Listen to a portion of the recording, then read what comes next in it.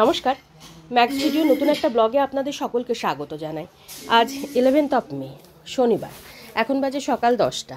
এখন থেকে আমি আমার আজকের ব্লগটা শুরু করছি। অন্যান্য দিনের তুলনায় আজকে সকালে আমি একটু দেরিতেই ঘুম থেকে উঠেছি। এই 8টা 10-15 নাগাদ দেখলাম তুলতুলের স্কুলটাও ছুটি আছে।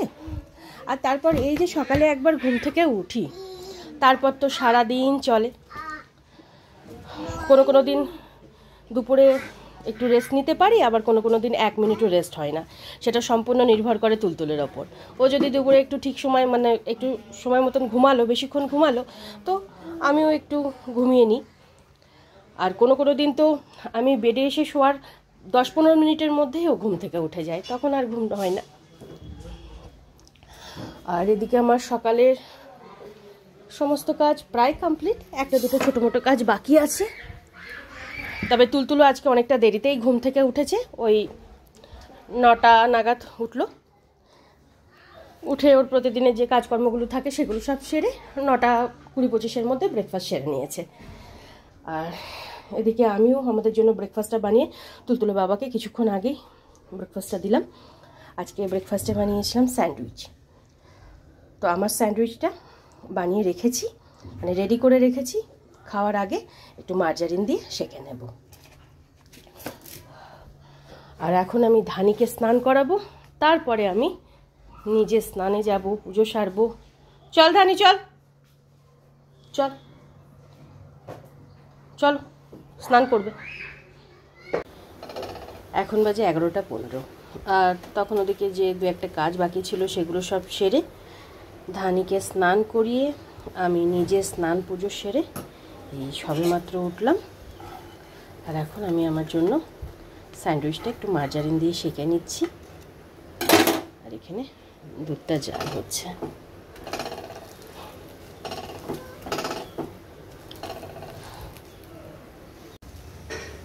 এখন বাজে 12টা। আর তখন আমি ব্রেকফাস্ট সেরে তুলতুলকে ফলটুকু খাইয়ে এদিকে দুপুরে রান্নাটা বসিয়ে দিয়েছি। আজ যেহেতু শনিবার, তো দুপুরে খিচুড়ি করব। আর খিচুড়ির সাথে থাকছে গোল গোল করে আলু ভাজা। তো এখন আলুটা ভাজা হচ্ছে, পাঁপড় ভাজাটা হয়ে গেছে। ভেন্ডি ভাজবো, তাই ভেন্ডিটা কেটে রেখেছি। আর হবে আমের চাটনি।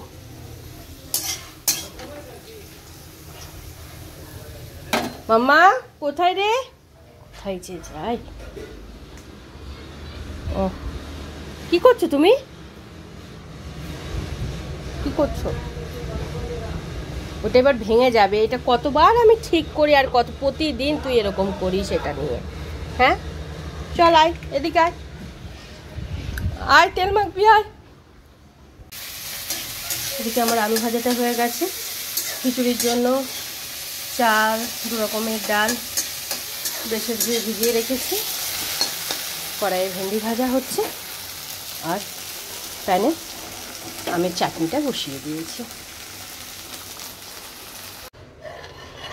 এখন বাজে 1টা 10। আর এদিকে আমার দুপুরে রান্নাবান্না সব কমপ্লিট। এখানে আছে আতপ চাল, অরহর ডাল, মুগ ডাল দিয়ে হালকা পাতলা নিরামিষ খিচুড়ি। আর তার সাথে আছে আলু ভাজা, ভেন্ডি ভাজা, এখানে আছে পাঁপড় ভাজা, আর আছে আমের চাটনি। আর ওদিকে তুলতুলকে স্নান ধান করিয়ে রেডি করে দিয়েছি। এখন তুলতুলের খাবারটা বেড়ে নেব। তুলতুলের বাবা স্নানে গেলেন, স্নান সেরে বেরোলে ওনাকে খাবারটা বেড়ে দেবো। আর ধানিকে আজকে দই চিড়ে দিয়ে দেব।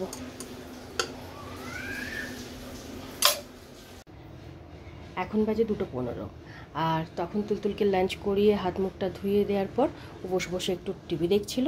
আর সেই ফাঁকে তুলতুলের বাবাকে খাবারটা বেড়ে দিলাম, ধানিকে খেতে দিলাম। তারপরে তুলতুলকে ঘুম পাড়ানোর জন্য বেডে নিয়ে আসলাম। এই 15-20 মিনিট আগেই ও ঘুমালো।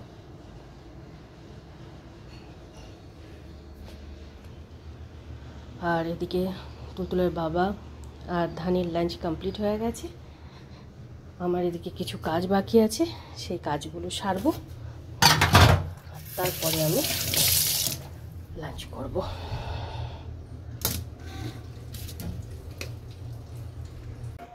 Good evening.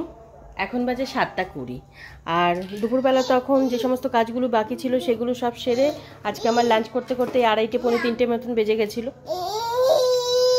লাঞ্চের পর আবার আমার প্রতিদিনের টুকিটাকি কাজগুলো যা ছিল সেগুলো সব সেরে তারপরে শুতে গেলাম।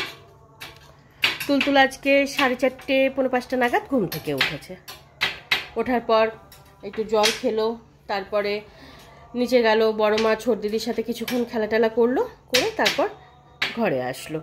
ততক্ষণে দিদিও চলে এসেছিল। দিদির সময় মতন কাজটা সেরে বাড়ি গেল। আর তারপর আমি তুলতুলকে একটু দুধ কর্নফ্লেক্স খাওয়ালাম, সন্ধে দিলাম। এখনও কিছু কাজ বাকি আছে, যেমন জামা কাপড়গুলো ভাঁজ করা, বাসনগুলো গোছানো। তো ভাবলাম একটু বসি, তারপরে আবার ওই কাজগুলো সারবো। আর আজকে বিকেলের দিক থেকে নেট নেই, যার জন্য টিভিটাও চলছে না। তুলতুল এতক্ষণ ধরে রিমোটটা নিয়ে মেরামতি করার চেষ্টা করলো, যখন দেখলো টিভিটা চলছে না, রিমোট থেকে ব্যাটারি দুটো বার করলো, করে এখন ওই ব্যাটারিগুলো নিয়ে খেলা করছে। এবার হাতটা ভালো করে ধোয়াতে হবে, না হলে ওই হাত আবার মুখে দেবে। আর এখন যদি ব্যাটারি নিতে চাই তাহলে তো ব্যাস ছোটোখাটো যুদ্ধ বেঁধে যাবে। দাও মা দাও, ওগুলো ওরকম করে নেয় না বাবা গো, দাও মা। মাম্মা না না, কেন দিতে হয় বাবা, উড়ুনি খেলে না সোনা, মানিক আমার। দা, পড়তে বসবে না মা, পড়তে একটু পড়াশোনা করবা না? পড়াশোনা না না না। এখন বাজে 9:40 আর তুলতুল সন্ধ্যাবেলা থেকে আজকে খেলায় এতটাই মগ্ন ছিল যে ওকে আজকে 1 সেকেন্ডের জন্যও পড়াতে বসাতে পারিনি। তখন থেকে সে খেলে যাচ্ছিল, তো আমিও ওর সাথে বেশ কিছুক্ষণ খেললাম। খেলা টেলার পর আমার এদিকে বেশ কিছু কাজ ছিল, সেগুলো সব সেরে রাতের রান্নাবান্না বসিয়ে দিয়েছিলাম। রান্নাবান্না হয়ে গেছে, এখন ওদের জন্য খাবারটা বেড়ে নিচ্ছি। ওদের 3 জনের জন্য আজকে ভাত করেছি, আর ভাতের মধ্যে আলু সেদ্ধ, ডিম সেদ্ধ আর মসুরির ডাল সেদ্ধ দিয়েছিলাম কৌটো করে। আর এখন তুলতুলের বাবা আর ধানিকে খেতে দেবো, তুলতুলকে খাওয়াবো। ডালের কৌটোটা গরম থাকার জন্য কৌটোটা এই ঢাকনাটা খুলছে না, তাই একটু জলে ভিজিয়ে রাখলাম। এখন বাজে 11:35 আর তখন তুলতুলের বাবা আর ধানিকে খাবারটা বেড়ে দিয়ে তুলতুলকে খাইয়ে দিলাম। খাওয়ানোর পর ওর প্রতিদিনের যে সমস্ত কাজকর্মগুলো থাকে সেগুলো সব সেরে মোটামুটি ওই 10:10-15 নাগাদ ওকে ঘুম পাড়ানোর জন্য বেডে নিয়ে গেছিলাম। তবে তুলতুল এখনও পর্যন্ত ঠিক মতন ঘুমায়নি, উসখুস উসখুস করেই যাচ্ছে। আর সেজন্য আমি মশারিটাও টাঙাতে পারছি না, মানে ওর ঘুমটা যতক্ষণ ডিপ না হচ্ছে, এখন যদি মশারি টাঙাই সঙ্গে সঙ্গে ঘুম থেকে উঠে যাবে।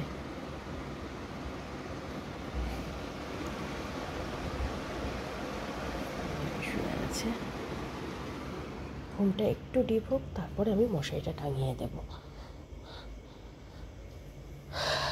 আশেপাশে কোথাও মনে হয় বৃষ্টি হয়েছে, কারণ সন্ধ্যের পর থেকে খুব সুন্দর একটা মিষ্টি হাওয়া চলছে। না, হাওয়াটা এতটা ঠান্ডা আর মিষ্টি কি বলবো। ব্যালকনিতে যখন দাঁড়াচ্ছি, কিছুক্ষণের জন্য দাঁড়িয়েছিলাম, ঘুম পেয়ে যাচ্ছে, এত ভালো লাগছে।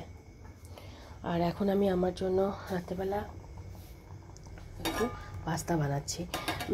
চাউমিনের প্যাকেটটা বের করেছিলাম, ওই চাউমিনের প্যাকেটটা বের করতে গিয়ে দেখলাম যে এই প্যাকেটে একটু পাস্তা রয়েছে, তাই চাউমিনের প্যাকেটটা সরিয়ে রেখে পাস্তাটাই বানিয়ে নিচ্ছি। বিশেষ কিছুই দেবো না, শুধু পেঁয়াজ আর লঙ্কা, নুন আর একটা ম্যাগি মশলা, কারণ পাস্তা মশলা আপাতত ঘরে নেই। আর আগামী 13 তারিখ থেকে তুলতুলের স্কুলের সামার ভ্যাকেশন শুরু হচ্ছে, মানে সোমবার থেকে। তো আমি ভেবেছিলাম যে বেশ কিছু দিনের জন্য ও বাড়ি থেকে ঘুরে আসবো, কারণ সামার ভ্যাকেশনের মতন লম্বা ছুটি তো আর পাবো না। পুজোর সময় ছুটি হয় সেটা 10-12 দিনের, আর তারপর উইন্টার ভ্যাকেশন সেটাও ওই 8-10 দিনের মতন দেয়। মাঝখানে তো খুচখাচ ছুটি থাকে, 2 দিন 3 দিন ছুটি থাকে, কিন্তু 2-3 দিনের ছুটিতে ধানিকে নিয়ে তুলতুলকে নিয়ে অত লাগেজপত্র গুছিয়ে যাওয়া আসা বড় বিরক্তিকর। আর ও বাড়িতে গিয়েও ওই বাড়ি গোছাতে আর পরিষ্কার করতে করতেই আমার আবার ফেরার সময় হয়ে যায়, প্রতিবারই তাই হয়।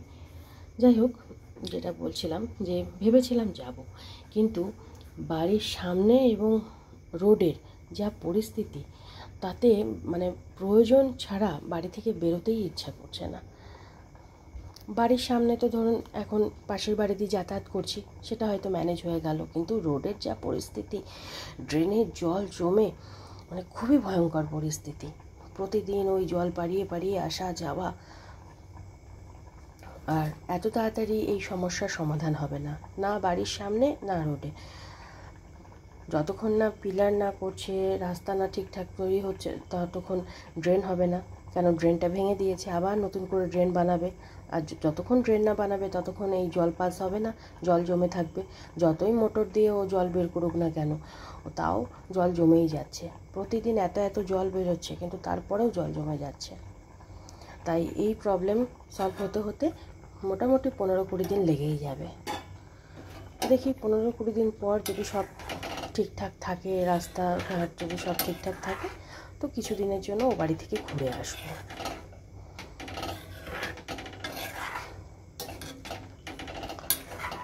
আর এখন পাস্তাটা বানাবো, বাদ বাকি 2-1 কাজ আছে, সেগুলো সারবো। তাই আজকের ব্লগটা আমি এই পর্যন্তই রাখছি। আজকের ব্লগটা আমি এখানেই শেষ করছি। আমার এই ব্লগটা যদি ভালো লেগে থাকে তাহলে আমার এই চ্যানেলটাকে সাবস্ক্রাইব করে দেওয়ার জন্য বিশেষভাবে অনুরোধ রইল, সাথে লাইক আর শেয়ার করে দেওয়ার জন্য অনুরোধ রইল। সবাই ভালো থাকবেন। Bye and good night.